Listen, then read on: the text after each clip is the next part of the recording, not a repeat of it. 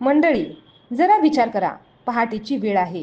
तुम्ही तुमच्या कामासाठी किंवा घरी जाण्यासाठी वेस्टर्न एक्सप्रेस हायवेवरून शांतपणे गाडी चालवताय आणि अचानक वाऱ्याच्या वेगाने 10-15 बाईक्स तुमच्या जवळून सुसाट निघून जातात. काळजाचा ठोका चुकेल ना? सध्या मुंबईच्या रस्त्यांवर असंच काहीसं भयानक चित्र पाहायला मिळतंय.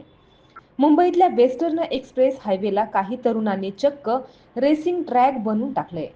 सोशल मीडियावर सध्या एक व्हिडिओ तुफान व्हायरल होतोय आणि तो पाहून कोणाचंही डोकंच फिरेल. हा सगळा प्रकार घडलाय गोरेगावच्या नेस्को परिसरातून वांद्र्याकडे जाणाऱ्या हायवेवर. पहाटे रस्ता मोकळा असल्याचा फायदा घेत या तरुणांनी जो धुडगूस घातलाय तो खरोखरच संतापजनक आहे.